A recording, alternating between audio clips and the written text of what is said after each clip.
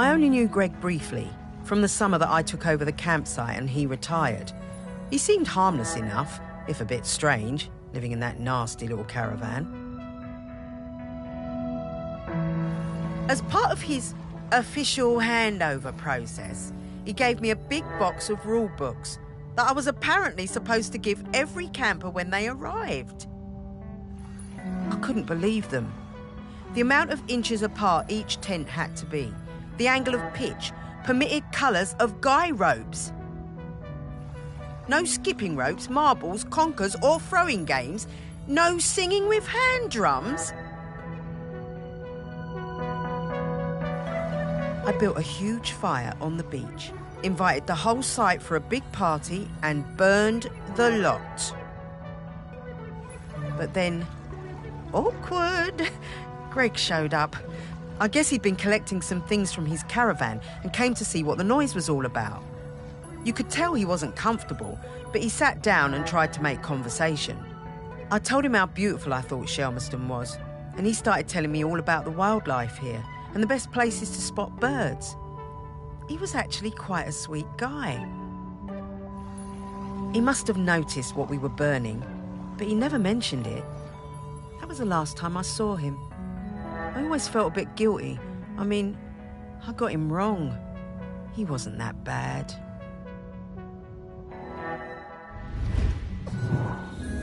Well, it's a good thing she kept one of them. It must be around here somewhere.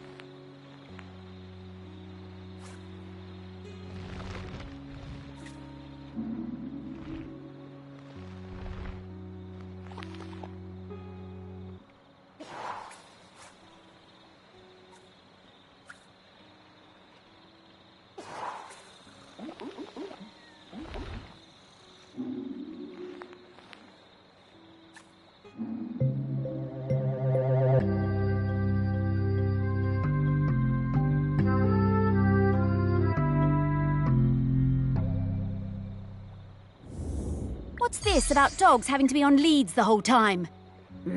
Outrageous.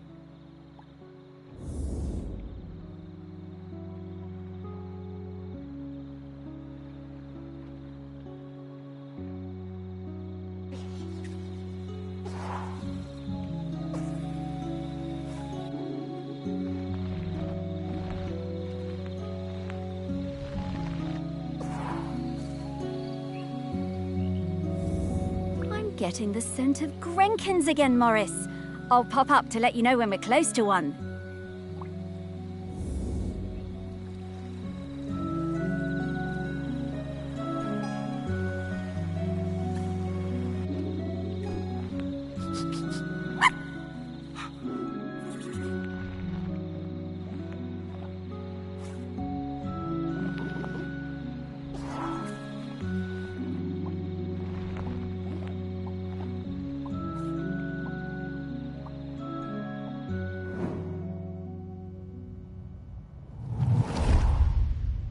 My whole life I've dreamed of seeing a Jempson's sea owl.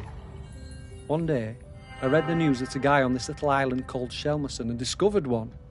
I had to see it.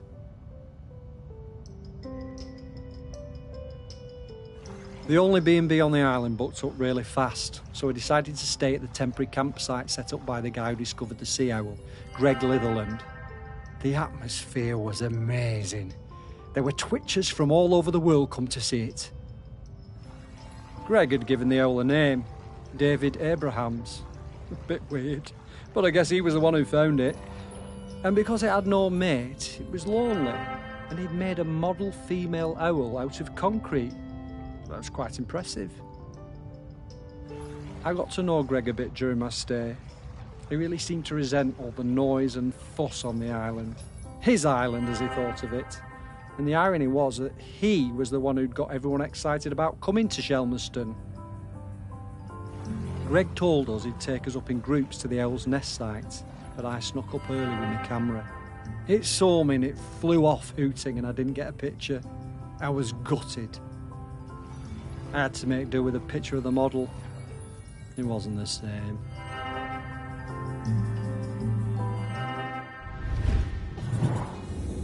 Ah, I remember that.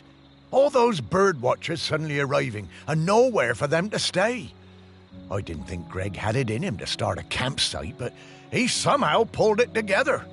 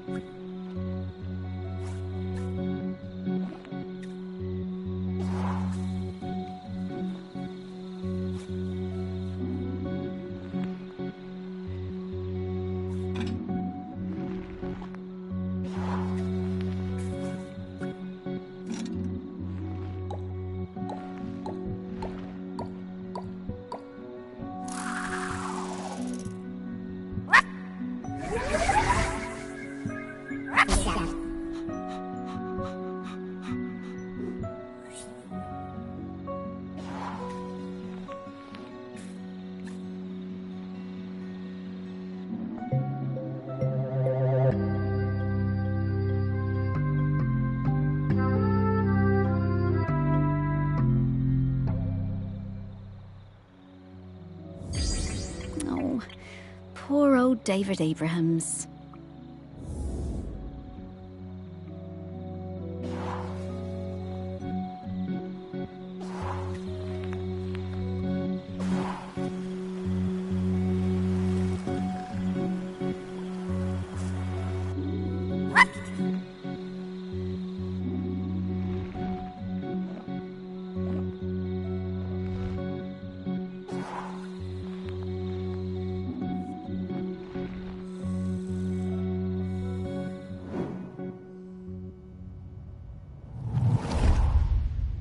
I love camping.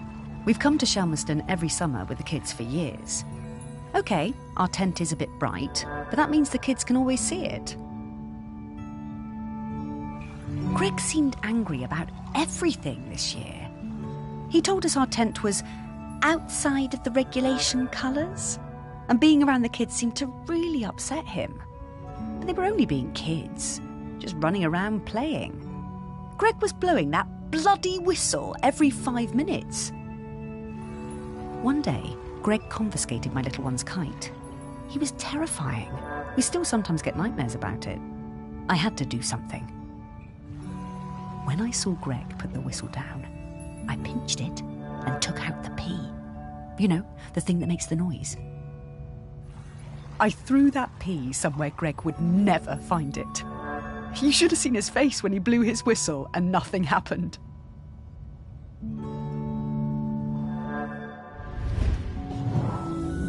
I always wondered how Greg managed to get so good at hand whistling.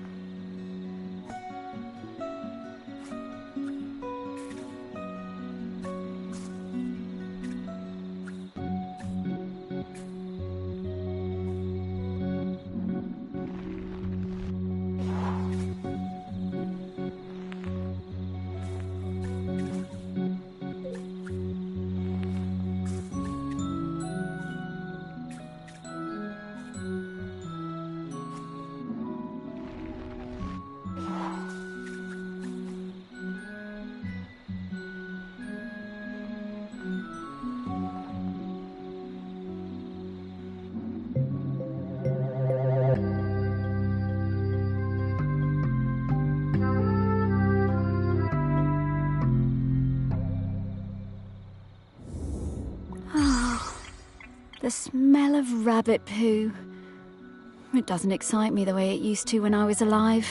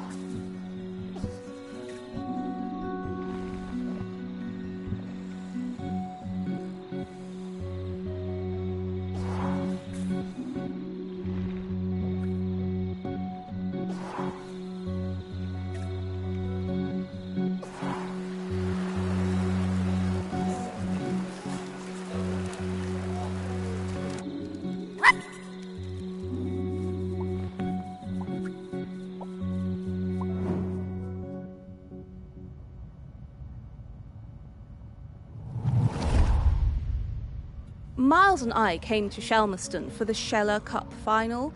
Miles was the world champion for ages. Greg, the campsite manager, was a huge Sheller fan. Always gave us the best pitch on the campsite. Miles was up early every morning, training for the big race.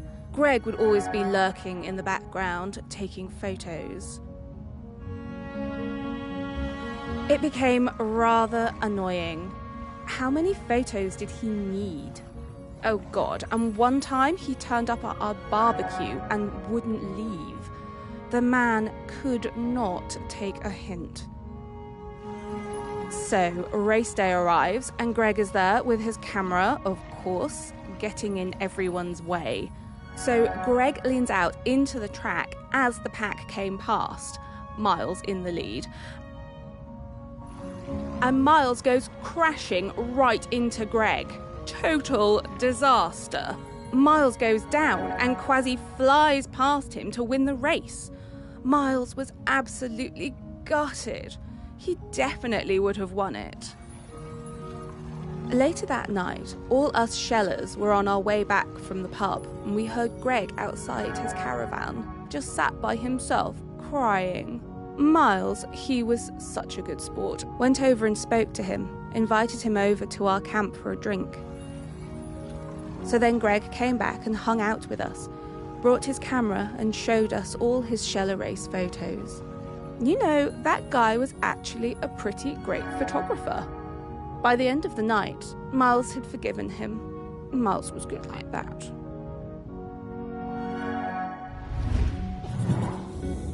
Shellers. I've never understood the appeal of that. Seems bloomin' uncomfortable to me. Poor old Greg. He was always rubbing people up the wrong way, but he meant well. And he really loved this place.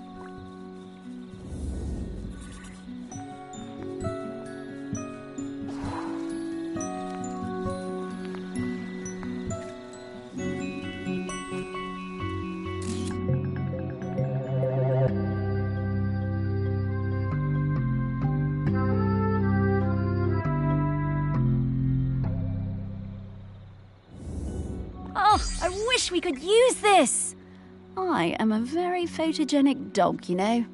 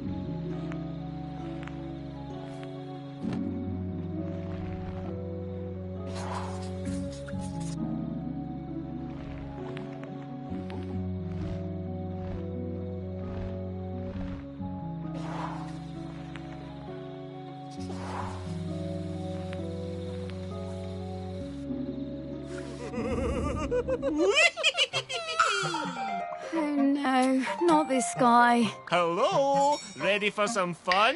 Oh, hello. I'm Mr. Whitstable. Welcome to Mr. Whitstable's riddle game. Morris, we don't have time for this. Let's get back to work. Mr. Whitstable just wants you to enjoy yourself, solve my riddles and achieve true happiness. Oh, these do seem kind of fun. Whatever, Morris. Oh, Sparky. Okay, Mr. Whitstable, what do I have to do? Hooray! Just select one of my fiendish riddles, then go off and find the object it's referring to. Easy. Well, actually, they're really hard. Ha! Oh, we got this. Come on, Sparky.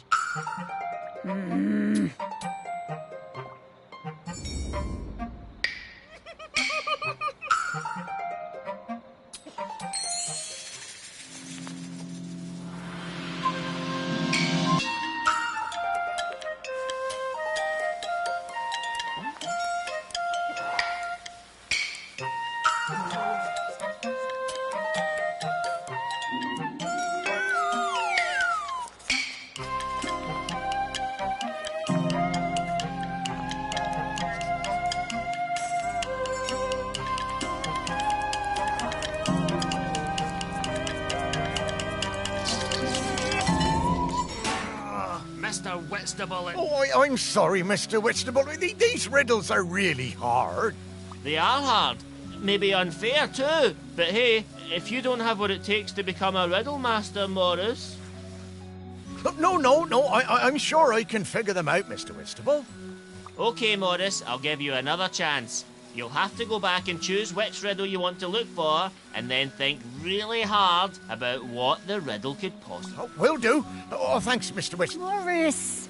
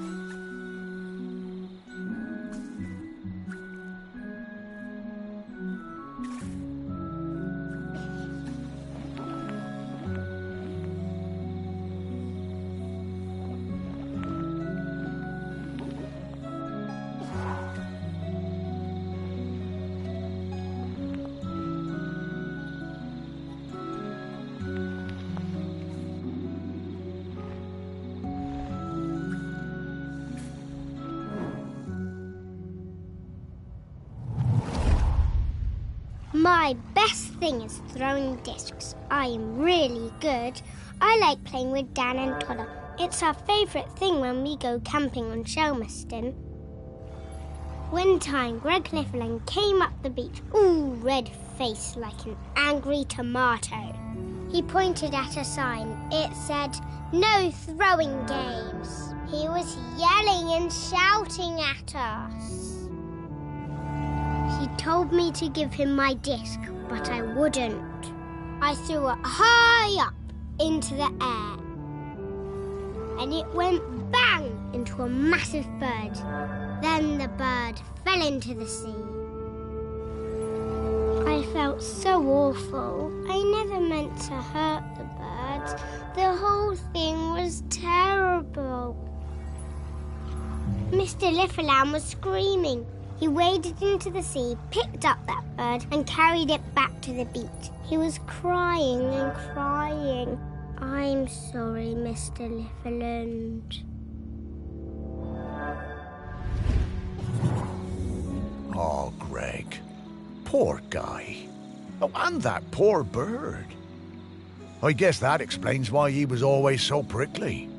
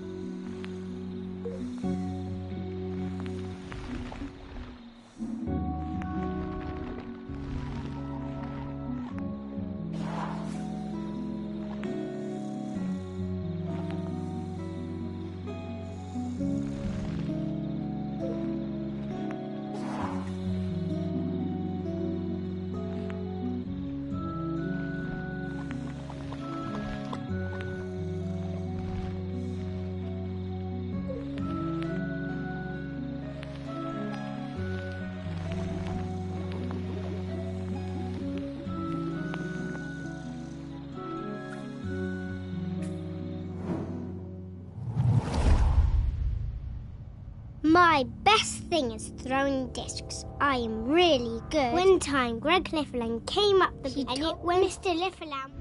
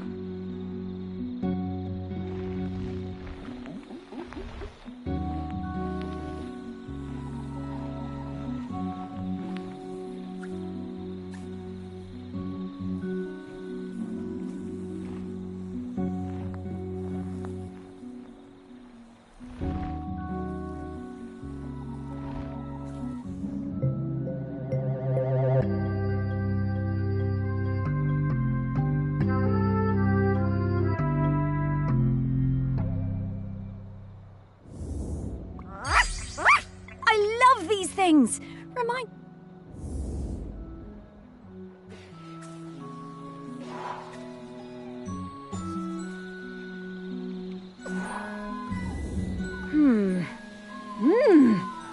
Woof. Okay, I've got his scent.